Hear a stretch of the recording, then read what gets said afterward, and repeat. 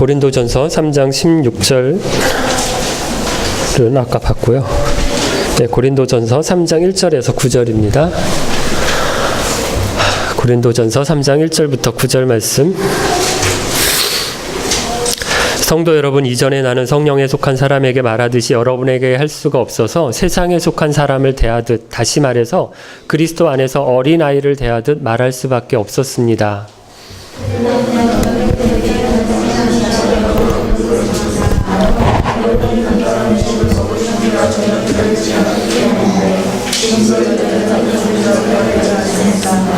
여러분은 아직도 세상에 속해 있습니다. 시기와 다툼이 여러분 안에 있으니 이것이 바로 세상에 속한 것이고 세상 사람들처럼 행동하는 것이 아닙니까?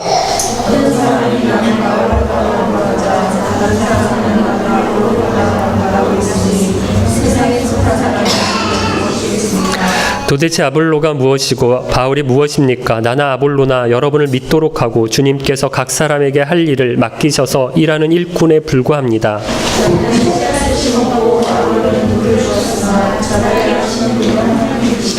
그러므로 심는 사람이나 물을 주는 사람은 아무것도 아니지만 자라게 하시는 분인 하나님은 중요합니다.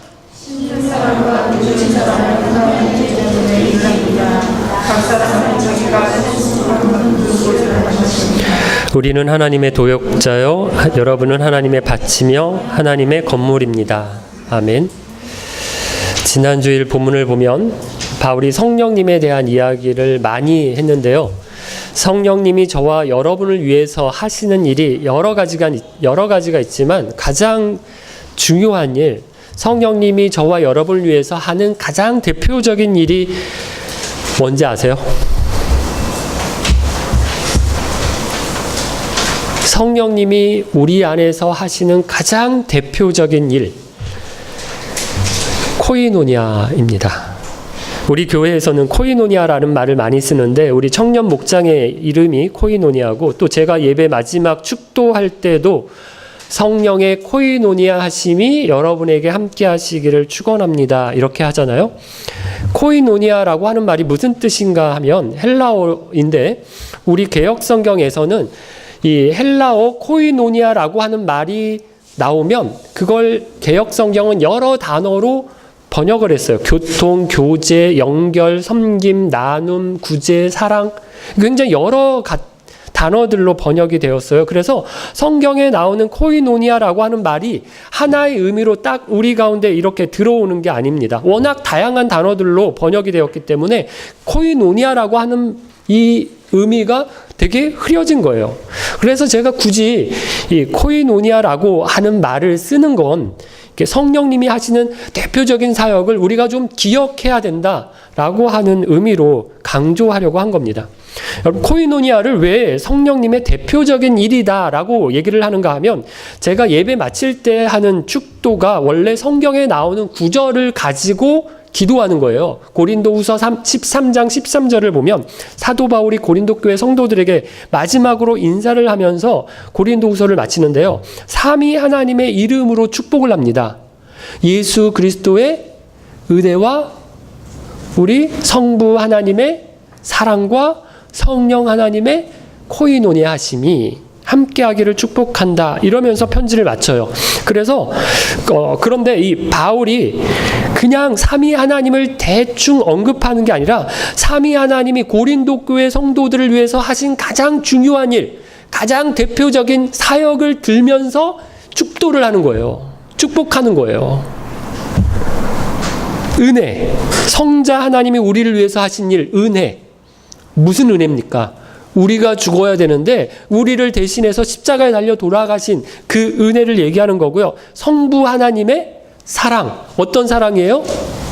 우리를 사랑하셔서 아들을 아끼지 않고 우리 가운데 대신 주신 그 사랑을 얘기하는 거고요. 성령 하나님은 우리 안에서 끊임없이 교통하고 교제하시는데 누구와 우리를 연결시켜 주시는가 하면 위로는 하나님과 교제할 수 있도록 연결시켜 주시는 분이 성령님이고요. 또 우리 성도들끼리 형제 자매로 하나가 되게 하시고 교제케 해 주시는 분이 성령님이세요. 지난주에 살펴본 건 성령님이 우리를 하나님과 코이노니아하게 해주셨다라고 하는 말씀이었는데요. 제가 지난주에 설교 제목을 기억이 하나도 안 나시겠지만 성령이 우리 안에서 행하신 일이라고 정했어요. 성령이 우리 안에서 행하신 일 몇 가지였어요?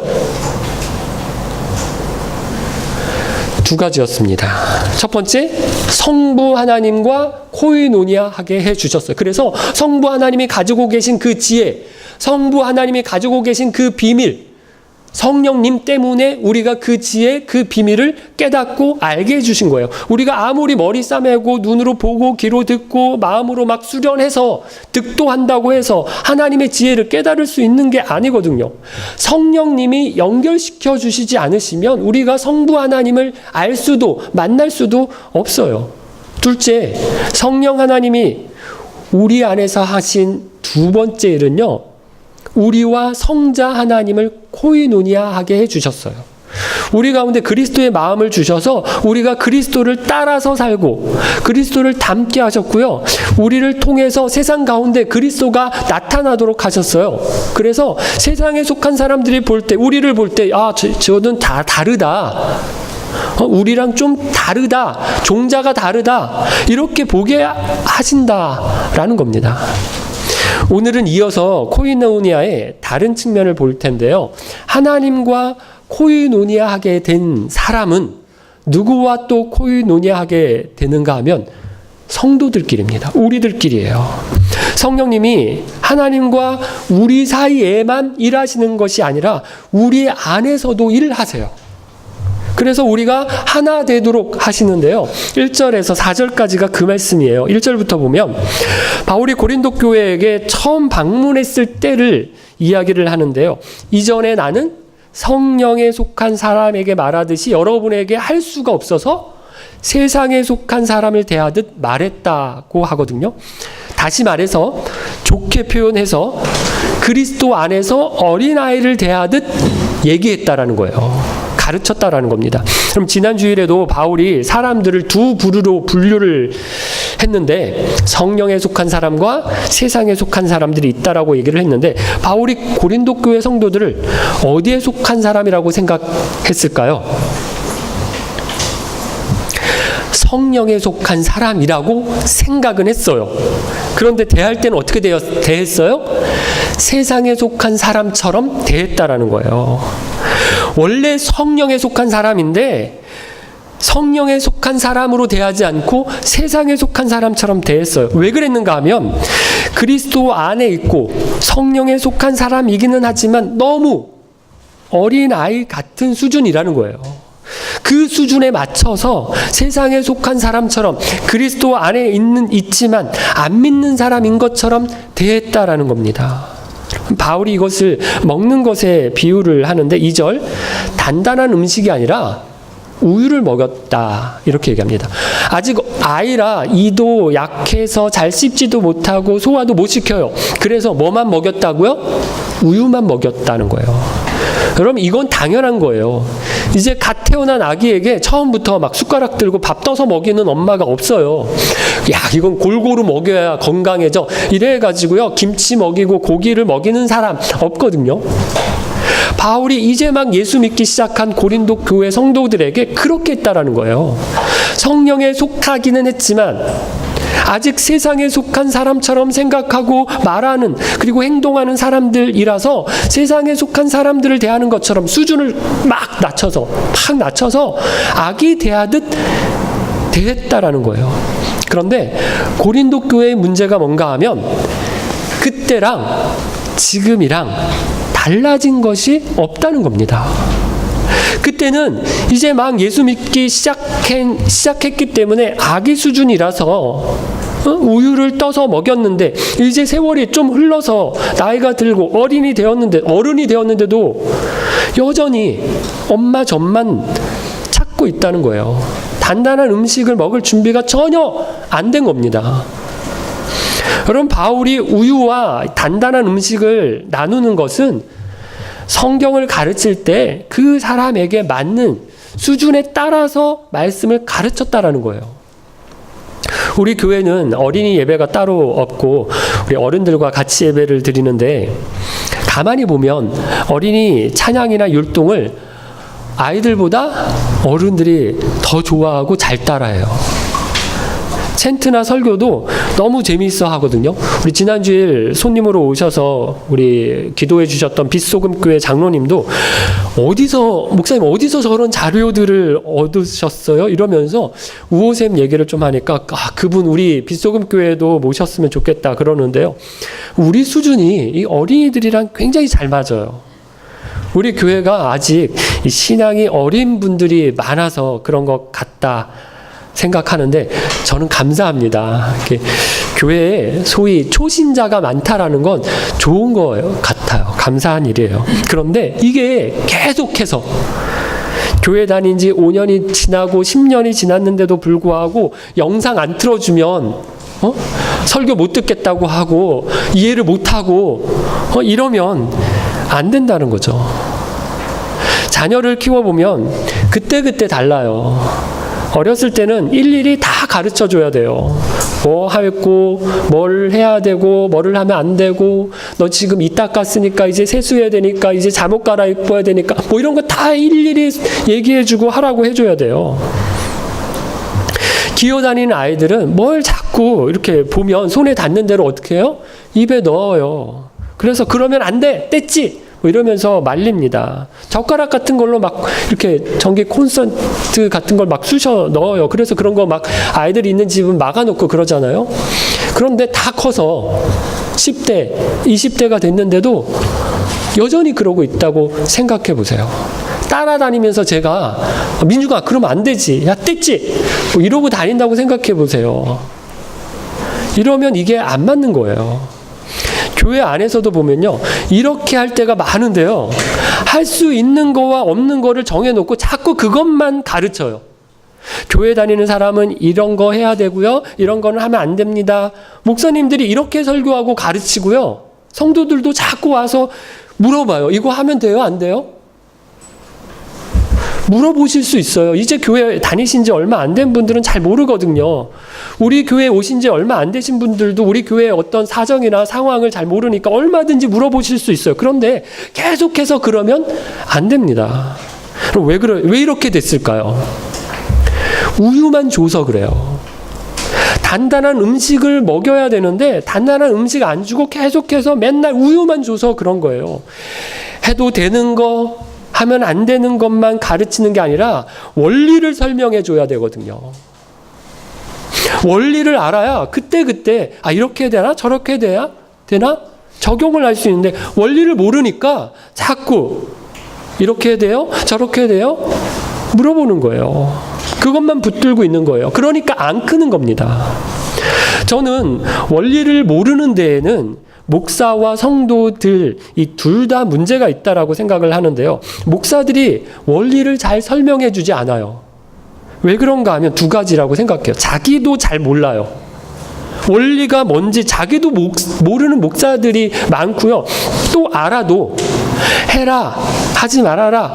여러분 이렇게 해야 성도들이 자기 말을 듣고요. 자기의 권위가 올라가고 자기를 따른다라고 생각하는 사람들이 있어요.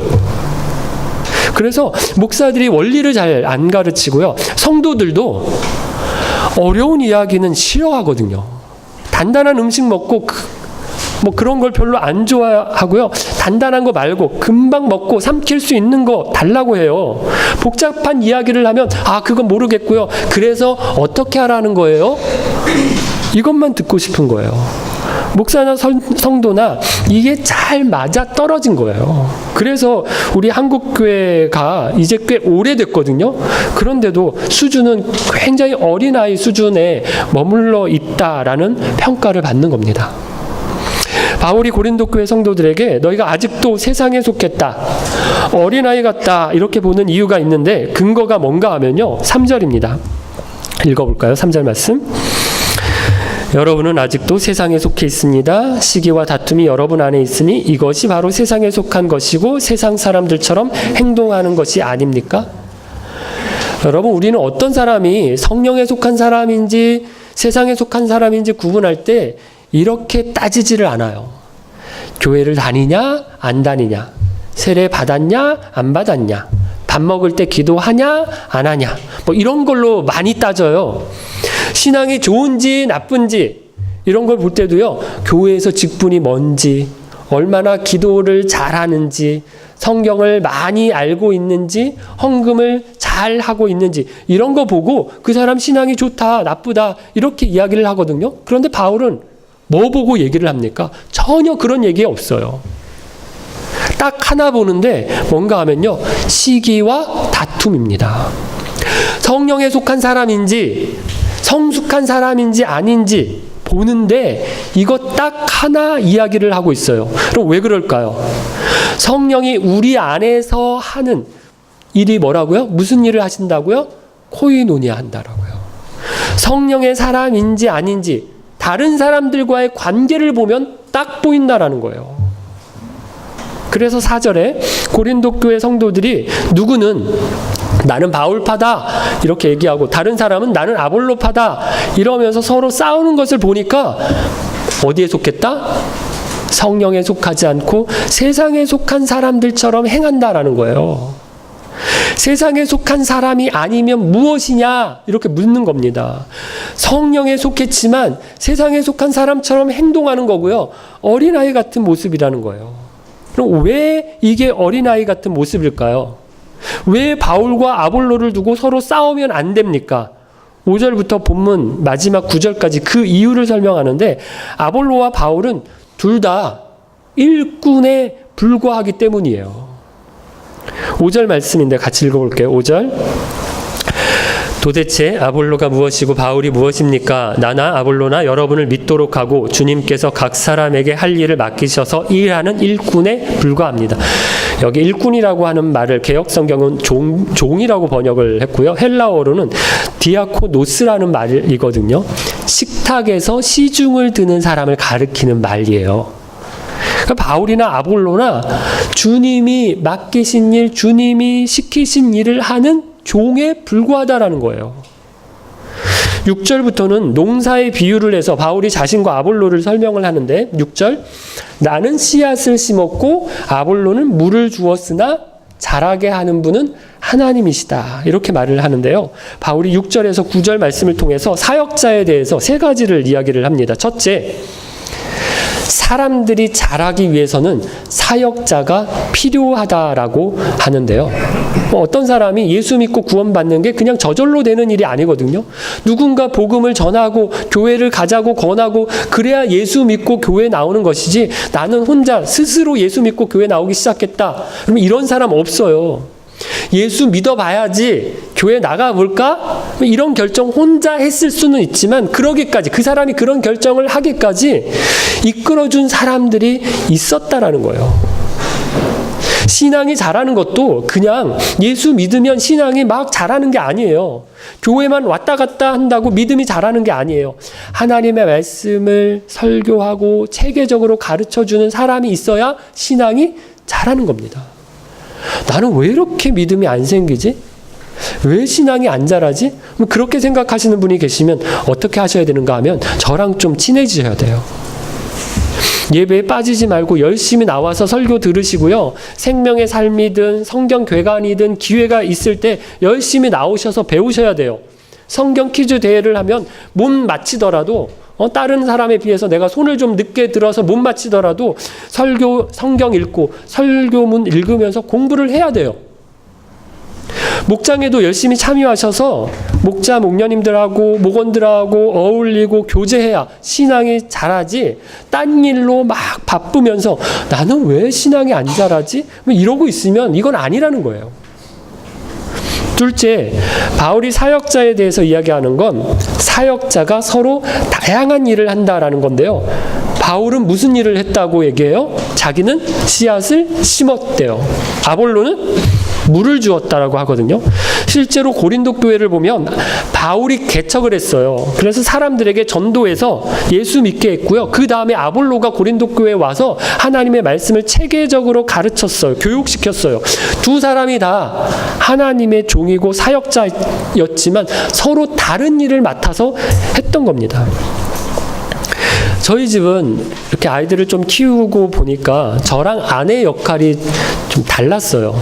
저는 좀 엄한 편이고 크게 꾸중해야 될 일이 있으면 주로 제가 그 역할을, 악역을 많이 맡았어요. 대신에 아내는 좀 착하고 자상하고 보듬어주고 뭐 이런 역할을 했거든요. 그래서 저한테 혼나면 엄마한테 가서 푸는 그런 편이었는데요. 저랑 아내랑 이게 잘 맞았다라고, 성격이랑도 잘 맞고 하여간 이게 잘 맞았다라고 생각해요.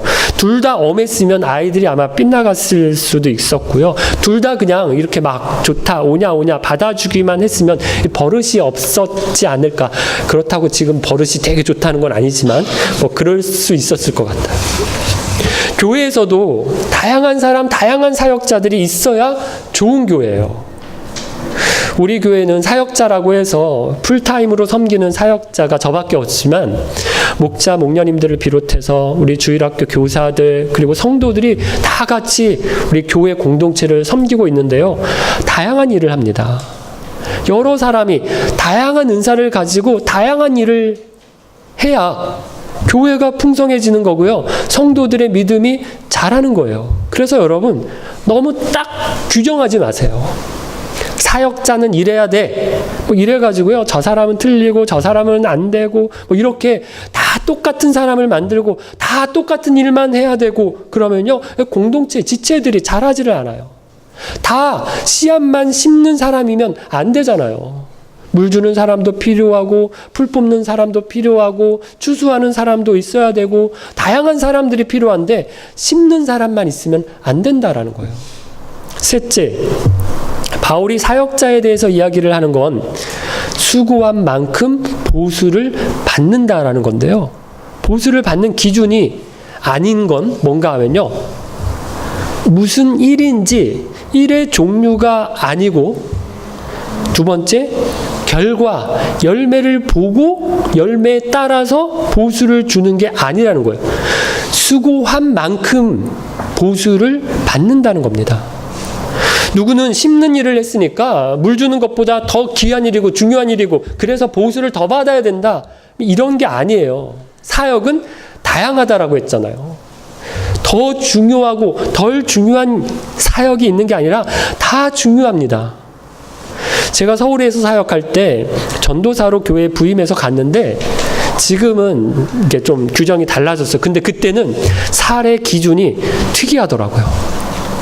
담임 목사, 부목사, 관리집사, 사례가 다 균등해요. 기본급이 같고요. 호봉과 가족 수당에 따라서 사례를 정했거든요. 그래서 당시 자녀가 셋인 부목사님이 자녀가 둘인 담임 목사님보다 사례를 더 많이 받아갔어요. 물론 이 직무 수당이나 목회비가 있어서 전체로 따지면 담임 목사에게 지출되는 금액이 많았지만 순수하게 사례만 따지면 부목사가 담임 목사보다 더 많이 받았거든요. 관리하시는 분도 더 많이 받을 수도 있었어요. 저는 굉장히 좋은 규정이었다라고 생각하는데요. 다 같은 교회 사역자잖아요. 하는 일이 다른 거지. 더 중요하고 덜 중요한 게 아닙니다. 교회 직분도 마찬가지인데 무슨 장로, 권사, 안수집사, 서리집사를 직급으로 알아요. 그래서 교회를 오래 다녔는데도 계속 집사면 너는 아직도 집사냐? 뭐 이러면서 농담을 하잖아요. 장로를 무슨 벼슬로 알고요. 계급으로 아는데 그럼 교회는 회사가 아니고 군대가 아니에요. 보수를 주는 게 무슨 일을 했냐 이거 보고 준 게 아니고요. 또 뭘 보고 주는 게 아닌가 하면 열매를 보고 주는 게 아니에요. 이게 성과급이라고 하나요? 실적을 보고 실적 많이 내면 일 잘하면 보수를 많이 주고 일 못하면 보수를 적게 주고 이렇게 하지 않았다는 거예요. 열매를 얼마나 거뒀느냐 그거 보고 보수 더 주고 덜 받는 게 아니라는 겁니다. 하나님께서 보수를 주시는데 야, 너 큰 교회 목사였으니까 더 받아야 되고 너 이 작은 교회 목사였으니까 덜 받고 그렇지 않아요. 너 몇 명 전도했니? 이렇게 물어보시고요. 아, 그래? 인당 얼마 해가지고 나중에 그렇게 우리에게 보수를 주시는 게 아니라는 겁니다. 사랑하는 깊은 가족 여러분, 저나 여러분이나 더 성숙한 그리스도인이 되기를 바라는데요. 성숙하다라는 것이 시기나 다툼이 없는 거예요. 아이들 보면요, 작은 것 하나 가지고 막 삐지고 싸우고 토라지고 울고 불고 그러거든요. 내 안에 나로 충만하잖아요. 영적으로 어린아이 같은 겁니다. 그런데 내 안에 성령이 계시면 코이노니아 하시거든요. 나를 주장하지 않고 내세우지 않아요. 대신 사랑하게 되고 섬기게 되고 하나가 되게 하세요. 교회 안에 다양한 사역자들이 있어요. 저는 돈을 받고 사역하는 사람이지만 여러분은 생업을 감당하면서 교회에서 사역하는 분들이세요. 저는 저보다 여러분들이 훨씬 대단한 분들이다라고 생각합니다. 그럼 우리가 다 하지만 하나님의 종이에요. 뭐 하려고 하나님이 부르신 종입니까? 사람 세우라고, 사람 키우라고 부르신 종이에요. 그래서 누구는 씨를 심고 누구는 물을 주고 다양한 섬김을 통해서 사람들이 자라나거든요. 때로는 지치기도 해요. 사람들이 안 변하는 것 같아서 야, 내가 이렇게 노력했는데 이렇게 기도했는데 이렇게 섬겼는데 아직도 저 모양이냐 이런 마음이 들면 낙심이 되기도 하고요. 이걸 내가 언제까지 해야 되지? 이런 마음이, 이런 부담이 들기도 해요. 하지만 하나님께서 우리의 수고를 아십니다. 보고 계세요. 갚아주실 것입니다. 저는 기쁜 교회가 이런 교회가 되면 좋겠는데요. 성령의 코이노니아 하심 가운데 하나가 되어서 우리 기쁜 교회 공동체를 통해서 예수 믿게 되는 사람, 신앙과 인격이 성숙한 사람들이 계속해서 나오기를 바라고요. 이 소망 가지고 지치지 말고 어려운 때도 있지만 서로 격려함으로 잘 이겨가시는 저와 여러분 되시기를 바랍니다. 같이 찬양하겠습니다.